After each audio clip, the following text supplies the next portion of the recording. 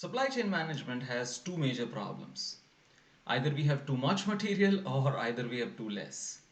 And demand management is one approach to solving both these major problems. So we in this video classify demand management activities into three buckets: demand sensing, demand shaping, and supply planning. And in an ideal world, a business should involve itself with all the activities in all these three buckets. But that ideal world prescription assumes that a business has infinite resources and the business conditions are suitable for all three methods to be used. So what a business actually needs to do is, given its situation, given its environment, given the resources that the business has, it should select which of these three methods or which methods out of these three buckets are more suitable for it, and then accordingly use those methods to match demand and supply. The first bucket that we talk about here is demand sensing. And at a simple level, demand forecasting, remember it's demand forecasting and not sales forecasting, is a very important part of demand sensing. But forecasting assumes that we have substantial amount of past data available, and also that the future pattern will be very similar to the past pattern.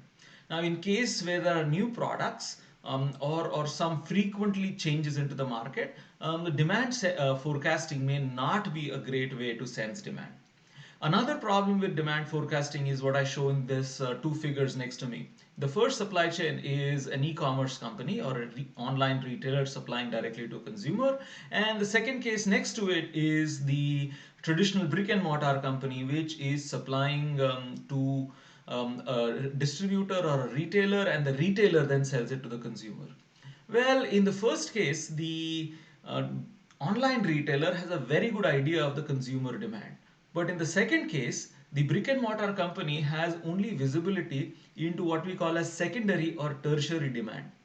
Now, when a business does not have access or visibility into the primary consumer demand, using secondary or tertiary demand to forecast becomes problematic.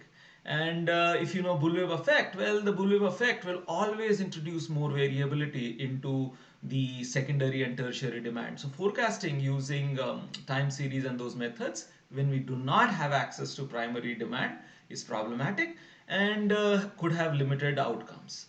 Another important part of demand sensing is market research.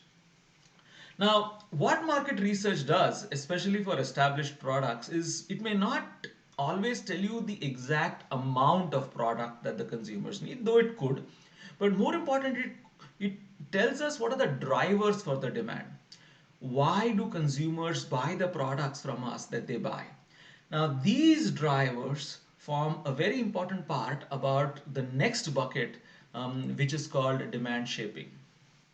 Once we know how much the consumers want and why do they want what they want, we could try and influence that consumer demand. And demand shaping is this idea of influencing that customer demand. So, for example, some restaurants have happy hours so that they can influence more customers to come in lean time periods. Some grocery chains have Wednesday promotions to influence consumers to come on lean days. Subways and roads have time based tolls. Sometimes there are specific promotions. So if I have an excess of one product, I put that goods or that product on a promotion so that I reduce the stock of it. Sometimes I have a substitute. I run out of peanut butter X, but I have peanut butter Y. Well, in that case, I could create a promotion for peanut butter Y so that consumers don't feel that they did not get peanut butter X. Access control is one more way of demand shaping. So, for example, clinics and so many other establishments, healthcare clinics, use appointments. So, whenever I use appointments, it's a very nice way of matching demand and supply. So, the healthcare facility, the doctors, the nurses can be matched to the amount of patients. Another way of access control is through creating channel preference. So sometimes you could give a promotion to some consumers to tempt them to start using maybe pickup, curbside pickup, or some kind of locker based pickup. So the idea is we promote alternate channels, and by promoting alternate channels, we reduce the load on one channel and increase the load on other channels, which is more preferable to us as a business. And the last part is supply planning. Well, once we know that this is the degree to what we can influence, what's required, and how much we can influence and shape the exact demand. The next part is plan to delivering what we have decided to deliver. Now, there are many different ways, but I would highlight three ways here. One is by building up excess capacity. So let's suppose I have a Christmas based product, or maybe in some Gulf countries we have some Ramadan based products which only sell in that period. Well, one approach is to build a larger factory, keep the factory idle for 6 months, 7 months, and only produce in the last 4 5 months of the year. Since we are closer to what the demand period, we have better visibility and we would have less inventory wastages. So that's an amazing way or a wonderful way if our cost of capacity is not very high. Another way would be to design flexible manufacturing. So, in the early periods, which are further from that sporadic spurge on demand, we would produce products for which we have relatively high guarantee of or guaranteed demand. And as we come closer to the demand period, we observe demand signals and then use the same facility to produce whatever feature that the consumers wanted. Sometimes we design the products in such a way so that this flexibility becomes possible. So, for example, some retailers are known to use more or less very similar fabrics, very similar zippers across products, and things like that, so that we can change products very quickly based on the consumer demand. And the last item here is lead time planning.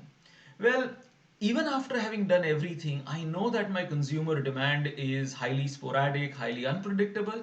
In that case, it could make sense to have local suppliers. Well, those local suppliers may be expensive as far as the product cost is concerned, but because they are local, because they are smaller scale, they would have smaller batch size requirements. They would be more flexible and there would be low lead times, which would make it possible for me to react to that uncertain customer demand very easily. So that's the three buckets that we talked about in demand management, which is demand sensing, demand shaping, and supply planning. And like I said, as a business, you need to see that each of these three methods have their cost, each of these three methods have their select benefits. Look at what kind of variability we have in your demand, look at how much you can influence it, and accordingly, then select the method that is right for you.